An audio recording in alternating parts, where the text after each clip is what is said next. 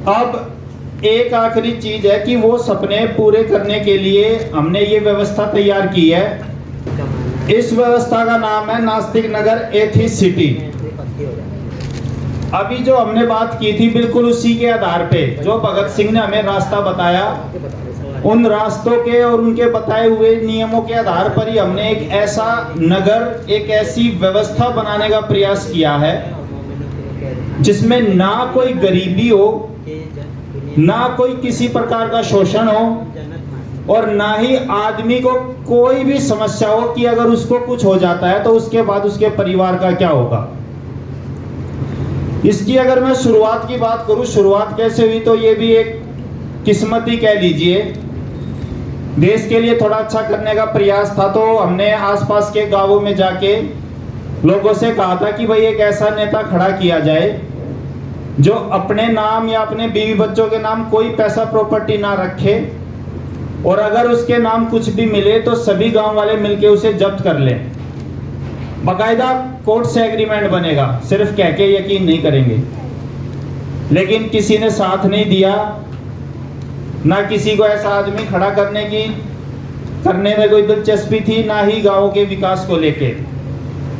तो फिर 10-15 लोग थे जो हमसे जुड़े थे और उनको ये चीज काफी अच्छी लगी थी कि अगर नेता पैसा प्रॉपर्टी ना रख सके तो वो पर्टिकुलर लोगों की भलाई के लिए काम करेगा, और अगर एक बार नेता ईमानदार हो गए तो फिर बाकी चीजें वो अपने आप ठीक कर देंगे। बाबा साहब ने भी कहा है कि चाहे कितना भी अच्छा संविधान हो, वो तब तक उस देश का या लोगों का भला नहीं कर सकता जब तक उसे अमल में लाने वाले लोग ईमानदार नहीं होंगे। और चाहे कितना भी बेकार संविधान हो, अगर उसे अमल में लाने वाले लोग ईमानदार और अच्छे हैं तो वो पर्टिकुलर उस जगह का भला कर देगा। तो इसी सिद्धांत पे हमने ये अभियान चलाया था, मगर ज्यादा सक्सेस हुआ नहीं क्योंकि लोगों को दिलचस्पी नहीं रही है। अब भगत सिंह जी ने एक बात कही है कि अक्सर लोग जिस तरह की व्यवस्था में रहते हैं उनको उसकी आदत हो जाती है। तो हमारे देश का कुछ ऐसा ही हाल हो चुका है, उनको आदत ही हो चुकी है इस चीज की कि भाई नेता है, 2 करोड़ लगा के जीतते हैं तो 10 करोड़ खाएंगे, वो भी खा रहे हैं, हम भी खा रहे हैं, ऐसे ही चलता रहेगा सिस्टम। क्योंकि कोई सोच ही नहीं रहा है कि इसके अलग भी कोई ऐसा समाज बनाया जा सकता है जिसमें सब ईमानदारी से रहें और किसी को पैसे प्रॉपर्टी से ज्यादा मतलब ना हो। और कोई ऐसा करने का प्रयास भी करता है तो सब उसको पागल समझते हैं।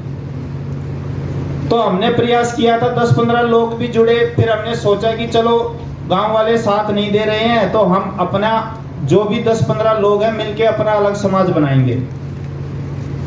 फिर हमने सोचा कि पहले एक बार देख तो लें कि ये सब हम जो करने की सोच रहे हैं ये वास्तव में पॉसिबल भी है या नहीं। कहीं हम ऐसे ही बस सपने देखते रहे और बाद में कानूनी कार्रवाई करने पर पता चले कि ये तो कानूनन पॉसिबल ही नहीं है। नेट पे चेक किया तो हमें एक जगह का पता चला, ओरोविले सिटी। ये ग्रुप में मैं उसकी वीडियो डाल रहा हूं, 3 मिनट की वीडियो है, बाद में देख लेंगे, अभी समय का अभाव है। तो बेसिकली ओरोविले सिटी के बारे में बता देता हूं थोड़ा सा। 1968 में 32 अलग अलग देशों के लोगों ने बसाई थी। पांडिचेरी में बसी हुई है। 40,000 एकड़ की जमीन उन्होंने खरीदी थी। हर आदमी अमीर सक्षम, लगभग 40 गांव खरीद लिए। टोटल 50,000 लोगों के रहने की जगह है वो। वहां पर 50,000 लोग आराम से रह सकते हैं, लेकिन वहां पर अभी केवल 3200 लोग ही रह रहे हैं। मैं पर्टिकुलर उस जगह पर गया था देखने के लिए कि आप लोग किस तरह से ये रह रहे हो। वहां पर्टिकुलर कोई पैसा नहीं चलता, चीजों का कोई मालिक नहीं है।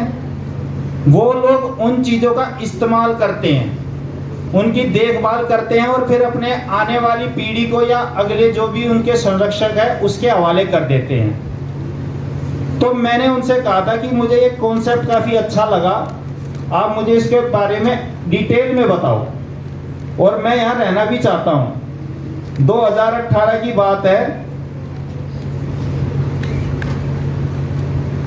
2018 की बात है, पर्टिकुलर एक एक चीज मैंने वहां जाकर उनकी समझी। ये एक मिनट आगे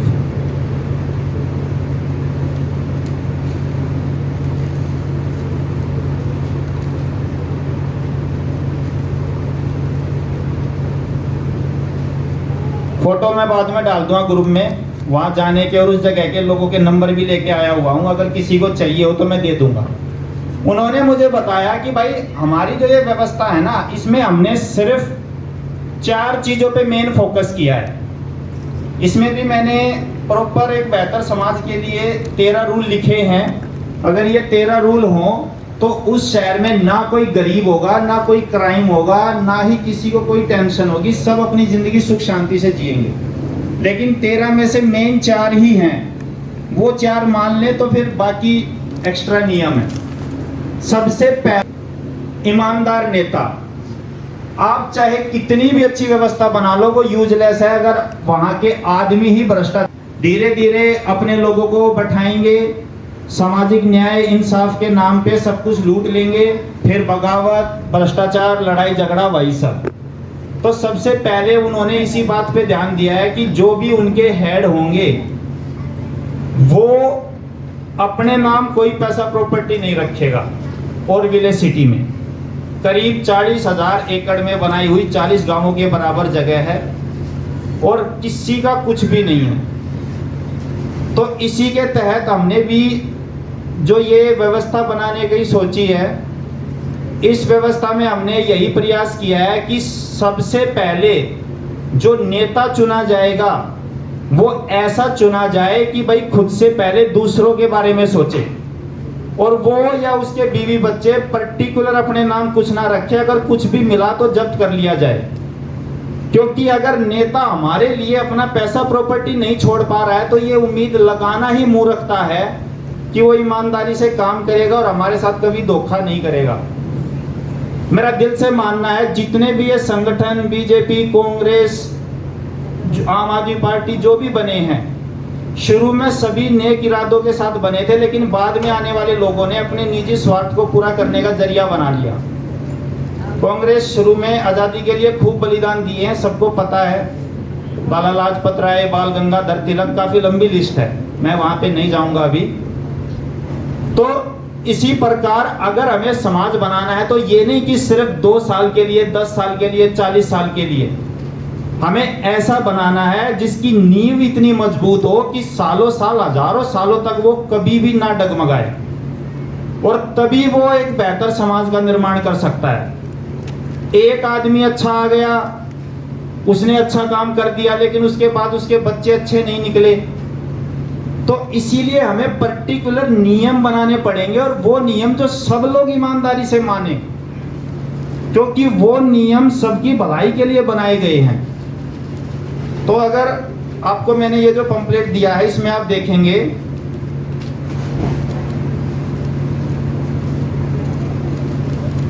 रूल नंबर 7, सबसे पहली चीज यही है, हर साल वोटिंग के द्वारा 10-15 लोगों की वर्किंग कमेटी होगी जिसमें एक प्रेसिडेंट चुना जाएगा, और ये लोग अपने नाम कोई भी पैसा प्रॉपर्टी नहीं रख सकते, सारे संगठन के काम यही करेंगे।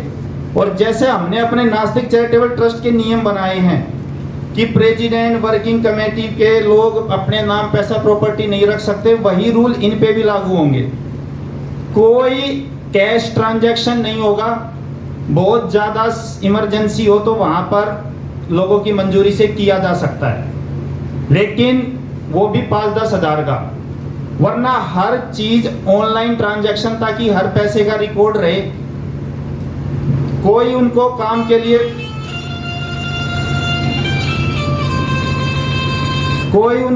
के लिए विशेष सैलरी नहीं मिलेगी।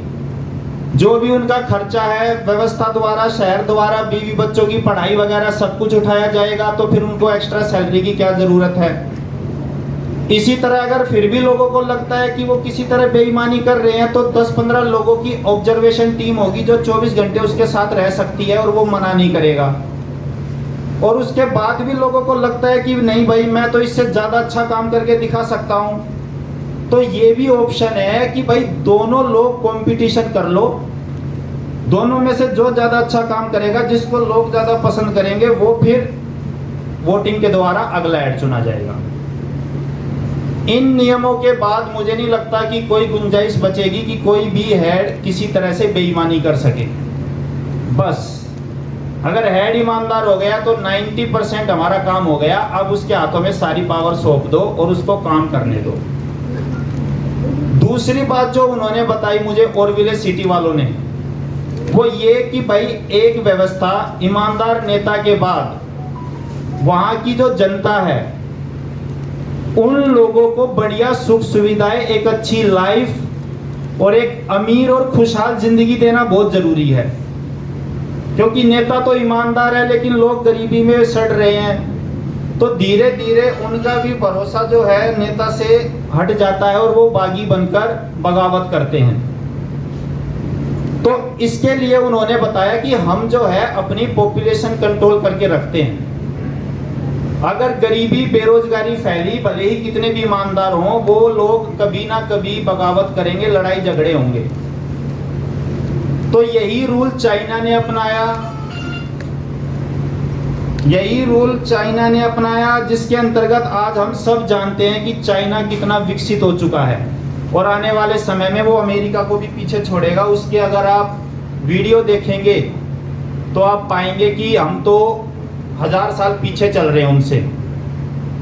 चाइना में पर्टिकुलर जो आदमी जिस घर में रहता है वो घर भी उसका नहीं है, देश का है। समाजवादी व्यवस्था वहीं पर है। 16 देश ऐसे हैं जहां पर समाजवादी व्यवस्था है। चाइना की गवर्नमेंट अपने लोगों को सभी सुख सुविधाएं देती है, बदले में उनसे काम दिया जाता है करने के लिए केवल 5-6 घंटे, और उसके बाद वो अपना पूरा समय परिवार के साथ सुख शांति से बिताते हैं। तो ओरविले सिटी वालों ने भी यही किया हुआ है। अपने साधनों का मूल्यांकन करके उन्होंने पाया कि हम 50,000 लोगों की कैपेसिटी के साथ काम कर सकते हैं। तो उन्होंने कहा हुआ है कि अगर कोई भी पॉपुलेशन बढ़ाना चाहे कोई दिक्कत नहीं है, 3200 की पॉपुलेशन है, आप बढ़ाओ 50,000 तक। लेकिन 50,000 के बाद अगर आप ऊपर बढ़ाएंगे तो फिर पहले उसके लिए प्रॉपर्टी, संसाधन, इनकम जनरेट करो, फिर बढ़ाओ। लेकिन वहाँ के लोगों की सोच इतनी मॉडर्न हो चुकी है कि उनको ज़्यादा मतलब ही नहीं है बच्चों से या पॉपुलेशन बढ़ा के अपना नाम करने से। वो बस अपनी एक ज़िंदगी खुशहाल सुख शांति से जीना चाहते हैं। 3200 से 5000 ही नहीं जा रहे हैं। वो 1968 में बसा था, 57 साल हो चुके हैं। उसके बाद यही चीज मैंने अपनी इस नास्तिक नगर की व्यवस्था में बताई है। अगर आपने रूल नंबर 3 देखा हो तो परिवार के पास हर एक लड़का एक लड़की के लिए 1 एकड़ जमीन हो। अगर 1 एकड़ जमीन होगी तो जहां पर हम ये बसाने का सपना देख रहे हैं वहां पर 1 एकड़ से करीब खुद खेती करे तो 2 लाख की कमाई होती है। उस 2 लाख में से 1 लाख मेंबर को ही दिया जाएगा जिसने वो जमीन खरीदने में मदद की है। उससे वो अपना खर्चा खाने पीने का परिवार के साथ आराम से चला सकता है। और बाकी बचा हुआ जो 1 लाख रुपए है वो ट्रस्ट द्वारा इकट्ठा होता रहेगा। तो हमने सोचा है कि अगर मात्र 100 परिवार भी वहां पर जमीन लेकर इस तरह की व्यवस्था बनाने को तैयार हो जाएं तो 100 परिवारों की जमीन का 1 करोड़ रुपए होगा साल का। उसमें से 50 लाख हम पर्टिकुलर वहाँ के लोगों को बीमारी में मदद चाहिए, इलाके की साफ सफाई, पेड़ पौधे लगाना, गरीब बच्चों की पढ़ाई, किसी की शादी करानी हो, ये सब हम कर सकते हैं। तो उस शहर में तीसरी चीज उन्होंने यही बताई थी कि आपको अपने लोगों को सुख सुविधाएं देनी पड़ेंगी, क्योंकि केवल ईमानदारी की बातें करते रहें और बाद में लोगों को कुछ ना मिले तो धीरे धीरे लोगों का भी भरोसा व्यवस्था से उठ जाता है। ये बात हकीकत है कि भले ही हम कितना भी कहें कि भाई स्वार्थ छोड़ दो, स्वार्थ मत देखो, लेकिन 99% लोग किसी ना किसी स्वार्थ की वजह से या कुछ पाने की चाह में ही जुड़ते हैं। तो व्यवस्था का भी फर्ज है कि अगर लोग ईमानदारी से उसके साथ काम करने के लिए जुड़े हैं तो वो अपने लोगों का ध्यान रखे। इसीलिए वहां पर पर्टिकुलर किसी भी माता पिता की मृत्यु होती है, उसके बच्चों को बड़ा होने तक संभालने की जिम्मेदारी हमारी है। आप लोग शायद ना समझे, लेकिन मैं ये बात इसलिए कहता हूँ क्योंकि बचपन में मेरे भी पिता की मौत हुई थी और उसके बाद कोई विशेष था नहीं, नाना और नानी नहीं संभाला था। लेकिन अगर वो नहीं होते तो काफ़ी बुरा हाल होता हमारा। तो आप लोगों को ये टेंशन ना रहे कि हमें अचानक कुछ हो जाता है तो हमारे बाद क्या होगा, उसके लिए है व्यवस्था वहाँ पे मौजूद। बच्चों की शादी के लिए पैसा जोड़ने की जरूरत नहीं है, अपना एक एक सपना मार के परिवार के साथ खुशहाल जीवन जिए, व्यवस्था कराएगी। तो इस तरह से हर चीज की प्लानिंग की गई है। उसके अलावा तीसरी वजह जो उन्होंने बताई कि अगर आप ऐसा समाज बनाना चाह रहे हैं जैसा हमारा है, तो पहली तो ईमानदार नेता, दूसरा हर अमीर आदमी हो, खुशहाल हो, व्यवस्था उसका ध्यान रखे, और तीसरा क्राइम रोकने की व्यवस्था की जाए। अगर व्यवस्था में क्राइम होगा और उस क्राइम करने वाले को सजा नहीं दी जाएगी तो धीरे धीरे अराजकता फैलेगी और धीरे धीरे जो डगमगा जाएगी। इवन भगत सिंह ने भी जो जेल डायरी लिखी हुई है, डायरी को आप देखेंगे तो उसमें उन्होंने बताया है कि एक व्यवस्था में कानून जितना जरूरी है उतना ही जरूरी है उसको मानने के लिए दंड का प्रावधान। ज्यादा कठोर ना हो, लेकिन इतना हो कि लोग फिर उस कानून की इज्जत करें और जो दंड या जिस बुराई को रोकने के लिए वो कानून बनाया गया है, लोग उस बुराई को करने से बचें। तो हमने भी ज्यादा कठोर तो नहीं, सिर्फ नॉर्मल ही है। रूल नंबर 10 अगर आप देखेंगे, न्याय व्यवस्था के अंतर्गत जो 10-15 लोगों की कमेटी चुनी जाएगी ना वोटिंग के द्वारा, वो 10-15 लोग ही मिलकर कोई भी लड़ाई झगड़ा करता है तो उसको पहले प्यार से समझाएंगे, जो नुकसान हुआ है भरने को कहेंगे, माफी मंगवाएंगे। नहीं मान रहे हैं तो भाई उस शहर में पर्टिकुलर किसी का कुछ नहीं होगा, सब कुछ शहर का होगा, जो कि मैंने अभी पहले बताया ही था समाजवादी व्यवस्था में। तो आप लोगों की नहीं बन रही, एक इधर रह लो दूसरा दूर रह लेगा, दूर रहेंगे तो लड़ाई झगड़ा नहीं होगा। फिर भी एक नहीं मानता है, बार बार पास आके लड़ता है, तो फिर उसको 1 महीने के लिए निकाल दिया जाए। जब वो बाहर जाएगा ऐसे भ्रष्ट और मतलबी समाज में रहेगा तो उसको पता चलेगा कि उस जगह की क्या अहमियत है, फिर वो अपने आप वहाँ पे ईमानदारी से रहेगा। और फिर भी नहीं मानता है तो उसको परमानेंट निकाल दिया जाएगा। अब लोग सोचेंगे हमने तो भाई 1 एकड़ जमीन खरीदी है वहाँ पे 40 लाख की, हमें तो निकाल दिया जाएगा अगर हमसे कोई गलती हो गई तो उसके लिए भी जो मैंने बताया था कि 1 करोड़ की बचत होती है और 1 करोड़ में से 50 लाख हम लोगों की मदद के लिए पर्टिकुलर वहां पे रिजर्व बना के रखेंगे। बाकी वो जो 50 लाख बचा वो इसीलिए था कि अगर कोई वहां पर गुंडागर्दी या मनमानी करने जैसे लोग आ गए तो उन्होंने जो पैसा लगाया है वो उनको देकर पर्टिकुलर भाई आप यहाँ से जाओ, आप हमारे साथ नहीं रह सकते, आपको जहां रहना है जो अच्छा लगे उस समाज में जाइए। तो ऐसा नहीं है किसी ने पैसा दिया उसको निकाल दिया जाएगा फिर उसका पैसा नहीं मिलेगा। पर्टिकुलर उसके सारा पैसा जो भी रिकॉर्ड है हर आदमी का अलग अलग होगा, उसके अनुसार उसका जितना भी बनता है वो सारा उसको सेटलमेंट किया जाएगा।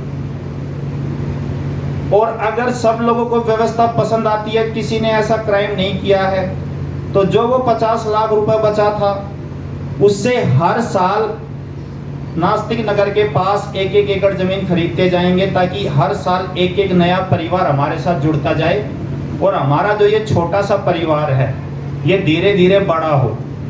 क्योंकि मेरा सपना है कि ये जो व्यवस्था है ये किसी एक जगह पे ना रहे, ये पूरे देश में फैले। हर साल 1-1 परिवार यानी 6 लोग, धीरे धीरे वही व्यवस्था वही शहर इतना बढ़ता जाएगा कि इस देश में मतलबी लोगों के पास हमसे जुड़ने के अलावा और कोई रास्ता ही नहीं बचेगा। और चौथी जो बात उन्होंने कही थी कि अगर आप ऐसी व्यवस्था बनाना चाहें जो जैसी हमने बनाई है, तो आपको ध्यान रखना होगा कि जाति और धर्म भी वहां पर बड़े लेवल पे ना फैले, क्योंकि जितना नुकसानदायक ये पैसा और लालच और मतलबीपन है ना, एक टाइम के बाद ये धर्म भी उतना ही ज्यादा, एक टाइम पर ये धर्म भी उतना ही ज्यादा खतरनाक हो जाता है। तो भगत सिंह ने भी कहा है कि जब तक आदमी अपने घर में मानता है ठीक है, लेकिन जब धर्म राजनीति में घुसता है, लोगों को, देश को बांटने का काम करता है, तो वहां पर उसे दुश्मन समझकर उससे लड़ो। तो उन्होंने भी वही किया हुआ है कि अगर आदमी अपने मन की खुशी के लिए घर में मान रहा है, ठीक है, कोई दिक्कत नहीं है, बिल्कुल माने, लेकिन जहां वो समाज में उस चीज के नाम पर बांटने का, राजनीति करने की कोशिश करता है, तो वहां पर उसको रोक दिया जाए। तो हमारी व्यवस्था में भी ऐसा नहीं है कि बिल्कुल ही जीवन पर पाबंदियां लगी हुई हैं। किसी को अपनी खुशी के लिए मानना है, वो घर में मान सकता है, लेकिन समाज में उस चीज के नाम पर बंटवारा, राजनीति, ये नहीं होने दिया जाएगा। एक समाज तभी तक विकसित होता है, तभी तक तरक्की करता है, जब तक वो एक रहता है। जैसे ही वो टुकड़ों में टूटा, उसका पतन निश्चित है। और मुझे इतिहास के उदाहरण देने की जरूरत नहीं है। जैन धर्म श्वेतांबर दिगंबर में टूटा था, आज मात्र 40 लाख लोगों का ग्रुप रह गया है, वरना एक टाइम था जब सभी राजा जैन धर्म को मानते थे और पूरे देश में वही था। उसके बाद बौद्ध धर्म आया, बौद्ध धर्म को जैन धर्म से भी पसंद किया था, लेकिन फिर वो भी हीनयान, महायान, अशोक जैन धर्म बहुत ज़्यादा टुकड़ों में टूटा। और अब ये हाल हो चुका है कि गिनती के लोग बचे हुए हैं। तो कुछ भी करके समाज को जो तोड़ेगा ना, वो चीज बर्दाश्त नहीं की जाएगी। एक समाज तभी तक इकट्ठा है, तभी तक मजबूत है, जब तक वो एक है। हिंदू धर्म भी अगर केवल एक जाति में या एकता के सूत्र में रहता तो हमें कोई समस्या नहीं थी, बल्कि हमें जरूरत भी नहीं थी ये कदम उठाने की। हमें समस्या धर्म से नहीं है, हमें समस्या धर्म के नाम पर समाज में होने वाले भेदभाव और बंटवारे से है। और ये कहने की बात है कि आप धर्म को मानो, जाति को मत मानो, जब पर्टिकुलर आपका जन्म ही एक जाति में होता है। बाबा साहब ने कहा है कि आप मुझे एक बात बताइए, बाबा साहब ने पूछा था गांधी जी से कि जब एक बच्चे का जन्म, परवरिश, शादी और हर चीज उसकी जाति के हिसाब से बचपन से कराई जाती है, और फिर हम ये कहें कि भाई जाति धर्म को मत मानो, तो ये कैसे पॉसिबल है? या तो आप उस चीज को हटा ही दो, आपको लगता है वो गलत है, और अगर आप पर्टिकुलर हर चीज उस हिसाब से करा रहे हैं तो फिर वो मानेगा। तो इसीलिए अगर जाति धर्म किसी को मानना भी है तो वो घर पे माने, समाज में नहीं, जो हमें कभी ना कभी आपस में बांटे। बेसिकली ये 4 चीजें उन्होंने मुझे बताई थी, इन 4 चीजों के आधार पे ही हमने ये व्यवस्था बनाई है। अब आप सोचेंगे कि भाई जब वहां पर ऑलरेडी व्यवस्था बनी ही हुई है, तो हमें जरूरत क्या है ये अलग व्यवस्था बनाने की? हम सब क्यों ना वहीं पर जाकर उनके साथ रहें। और मैं वीडियो भेजूंगा ग्रुप में, आप उसको देखना, सच में मतलब ऐसी जबरदस्त व्यवस्था है। मेरा वहां से आने का मन नहीं किया था। 10 दिन 2018 में मैं रहा था। उन्होंने कहा था कि केवल 50 लाख रुपए आपको लगाने हैं। वीडियो में थोड़ा कम बातें बताएंगे वो, क्योंकि केवल वही बातें बताई जाती हैं ताकि लोग अच्छा समझ के उनके पास आए। 1-2 अंदर की जो बातें हैं वो वहां पर जाने के बाद बताएंगे। तो उन्होंने मुझे बताई थी कि भाई हम सिर्फ ये चाहते हैं कि कोई भी हमारे साथ आके रहता है तो वो हमारी जमीन पर अपना एक घर बनाए, या फिर वो घर नहीं बनाना चाहता, हमारे बने बनाए घर हैं, 50 लाख में हम वो दे देंगे उसको रहने के लिए। और बढ़िया घर हैं, 1-1 करोड़ में वैसे फ्लैट मिलते हैं गुड़गांव में, तो वो 1 करोड़ का फ्लैट आपको 50 लाख में देंगे। बदले में फिर आप उनके हो गए, आप अपनी सारी चिंताएं भूल जाओ। आपकी शादी, बच्चों की शादी, उनकी पढ़ाई, खुद के 4 स्कूल हैं, 1 हॉस्पिटल है, रेडियो सेंटर है, इटालियन फूड लो, उनके रेस्टोरेंट में फर्नीचर लो, ब्रांडेड कपड़े लो, खुद की 450 से ज्यादा दुकानें हैं, मॉल है, शोरूम है, सब कुछ है उनका। और पर्टिकुलर आपको कोई समस्या नहीं होने दी जाएगी। आप बस उनको बताओ, हर तरीके से मदद मिलेगी। केवल 50 लाख रुपए। यहाँ पर भी आप 50 लाख 1 करोड़ में कोई ना कोई घर खरीदते होंगे, लेकिन यहाँ पे कोई आपको फैसिलिटी नहीं मिलती। आपके घर पे कोई भी कब्जा करे, कोई सुरक्षा नहीं है। कल को आपको कुछ हो जाए, बच्चों की परवरिश की कोई गारंटी नहीं लेता, लेकिन वहां पे पीढ़ी दर पीढ़ी हर तरह की सुख सुविधा है। वो कहते हैं कि हमारे वहां पैसा नहीं चलता, ये भी थोड़ा सा वो घुमा फिरा के कहते हैं। पैसा नहीं चलता, ये बात सच है। वो आपको काम देंगे और बिल्कुल आसान काम देंगे, बढ़िया 5 घंटे का काम होगा, छोटा सा एकदम बढ़िया एसी टाइप फैसिलिटी में। और उसके बाद आपको कार्ड दिया जाएगा, एटीएम टाइप कार्ड। उस कार्ड में आपको इतनी सैलरी मिलेगी जिससे आप अपने महीने की सभी ज़रूरतें, खर्चा पानी सब पूरा कर सके, जो उनकी दुकानों में चलेगा। बाई चांस कार्ड का पैसा 0 भी हो जाता है तो घबराने की बात नहीं है, माइनस में चला जाएगा बैलेंस, लेकिन आप चीज़ें खरीद सकते हो। अगले महीने काम करोगे, उसकी सैलरी से वापस पॉजिटिव बैलेंस हो जाएगा। तो जब सब कुछ उन्होंने इतना अच्छा बनाया ही हुआ है तो फिर जरूरत क्या है अलग बनाने की।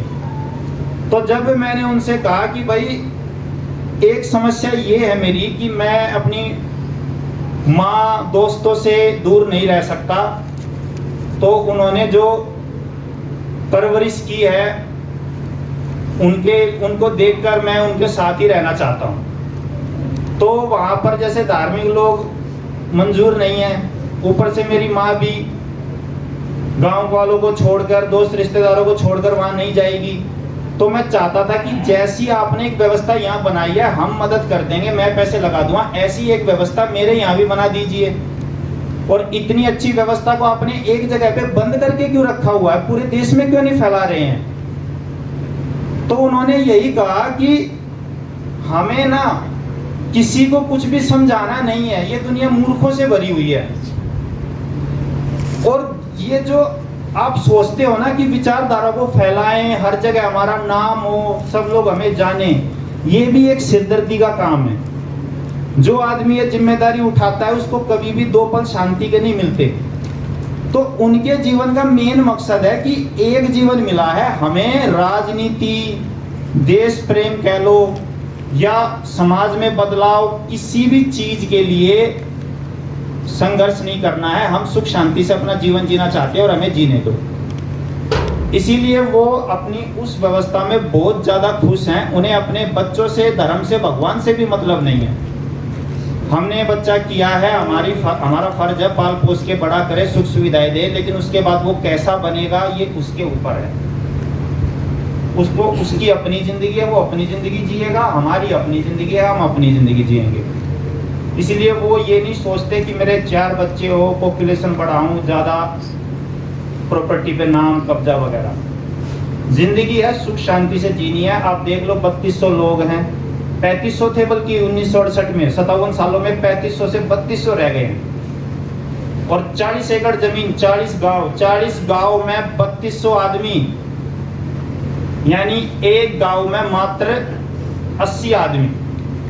तो अब आप सोच के देखो, अगर एक गांव में 80 आदमी रहते होंगे, क्या वो गरीब होंगे, किसी चीज की कमी होगी? तो बस यही है।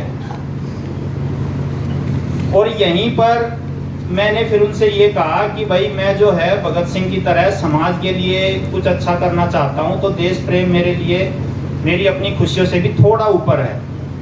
साथ ही मैं दोस्त माँ बाप को छोड़ना नहीं चाहता, तो आप मुझे एक मौका दो, मैं ये व्यवस्था अपने यहाँ शुरू करके देखता हूँ। अगर बाई चांस नहीं मिली कामयाबी तो आपका तो दरवाजा खुला ही है मेरे लिए हमेशा। जब तक मेरी माँ जिंदा है तो मैं यहाँ पर उनकी सेवा करूँगा, ठीक से रहूँगा। और जिस दिन, अब सर ने बताया कि अंत में तो एक दिन सबको जाना है शमशान घाट, तो जिस दिन उनको कुछ होगा, दोस्त वोस्त जो भी थे वो सारे शादी करके अपनी जिंदगियों में बिजी हो चुके हैं, तो उस दिन फिर मैं आपके पास आ जाऊंगा। 2.5-3 करोड़ की प्रॉपर्टी है, 50 लाख देना कोई बड़ी बात नहीं है। मैं आपको 50 लाख दूंगा और आप मेरे लिए बिल्कुल एसी कमरा, नौकर, खान पान, एकदम बढ़िया आलीशान रईसों वाली जिंदगी। तो उन्होंने कहा ठीक है, आप बिल्कुल जाइए, कोशिश करके देखिए। तो उसी के तर्ज पे फिर हमने ये अभियान यहाँ शुरू किया था। शुरू में तो मुझे लगा था कि शायद लोग साथ ही नहीं देंगे, लेकिन जब लोगों को बताया तो लोगों ने भी साथ दिया। बहुत से साथी हैं जिनको ये व्यवस्था पसंद भी आई। अब एक साथ तो 40 लाख रुपए कोई लगाएगा नहीं, लोगों के पास होते नहीं हैं। तो हमने फिर ये भी शुरू किया हुआ है कि हर 1.5 साल में, 2 साल में जैसे जैसे लोगों के पास पैसे जुड़ते जाएंगे, हम वहां पर 1-1 एकड़, आधा एकड़, 2-2 एकड़ लेते जाएं। धीरे धीरे अपने आप ही हमारा वो 100 परिवारों का 100 एकड़ का शहर बस जाएगा। किसी के पास ज्यादा पैसे है वो ज्यादा ले लो। एक लड़का एक लड़की के लिए मैक्सिमम 10 एकड़ जमीन वो ले सकते हैं। मैंने बताया था कि हमें अमीरी पे भी रोक लगानी है। ऐसा ना हो कि एक ही आदमी सब कुछ खरीद के दूसरों को कंट्रोल करने लगे। अगर 10 एकड़ जमीन कोई वहां पे खरीदता है तो उसको 20 लाख की जमीन से इनकम होगी, जो काफी है उसके और उसके परिवार को हर तरीके से सभी सुख सुविधाएं देने के लिए। उसके ऊपर भी उनको कुछ करना है तो फैक्ट्री लगा ले, अपनी नौकरी कर ले, उससे पैसे कमा ले। लेकिन जो जमीनें हैं वो एक आदमी मैक्सिमम 10 एकड़ ही खरीदे, सब पे कब्जा ना करे। और बच्चे पैदा करने के लिए भी कोई रोक नहीं है, बेशक करें, लेकिन जो भी करे उसके उज्जवल भविष्य की आप पहले से ही तैयारी रखें। 1 एकड़ जमीन खरीद ले या फिर कोई नौकरी हो जिससे कि उनका अच्छी परवरिश की जा सके। तो इस तरह हमने ये व्यवस्था बनाई है। आप में से जिसको भी अगर ये व्यवस्था अच्छी लगी हो और इसमें से किसी भी चीज पर कोई भी डाउट हो, आप इसमें डिटेल से पढ़े एक एक चीज। किसी की लाइफ को कंट्रोल नहीं किया जाएगा, सबको अपने हिसाब से खाने का, रहने का, कपड़े पहनने का, वेज नॉन वेज हर तरीके से अपनी जिंदगी जीने की आज़ादी होगी। बस आपके तरीके से दूसरों को दिक्कत ना हो, बस इस बात का ध्यान रखें। शराब पीनी है, सिगरेट पीनी है, पियो घर पे, लेकिन खुले में जहाँ 4 लोगों को दिक्कत है वहाँ पी के दूसरों को परेशान करना वो बर्दाश्त नहीं किया जाएगा। शराब पियो लेकिन पी के बच्चों को, पत्नी को मारना, दहेज के लिए परेशान करना वो गलत है। तो हर आदमी को आज़ादी भी है इस शहर में, लेकिन अपनी जिम्मेदारी कर्तव्यों के साथ दूसरों को तकलीफ ना हो, इस बात का ध्यान रखें। भगत सिंह की तरह ऐसी व्यवस्था है जिसमें आपकी हर जरूरत, हर जिम्मेदारी का ध्यान समाज रखेगा। बदले में आपको बस इतना करना है कि क्राइम नहीं करना है और मिलजुल के समाज में सबके साथ रहना है। आपको मदद चाहिए, वर्किंग कमेटी को बताओ, मदद मिलेगी। किसी और को मदद चाहिए, आप कर सकते हैं तो आगे बढ़ के उसकी मदद करें। तो इन नियमों के साथ ये व्यवस्था बनाई गई है। नियम है, सख्त है, लेकिन वो नेता और वर्किंग कमेटी के लोगों के लिए है, रहने वाले आम आदमियों के लिए नहीं, ताकि नेता बेईमान ना हो जाए। हमारे देश में समस्या यही है, सारे नियम जनता के लिए है, नेताओं पे कोई लगाम नहीं है, जिस वजह से सारा क्राइम ऊपर से फैलता आ रहा है। और नेता करप्शन कर रहा है तो नीचे वाले को भी करने दो। तो इस तरह ये व्यवस्था हमने बनाई है जिसके जरिए भगत सिंह के सपने को पूरा किया जा सकता है।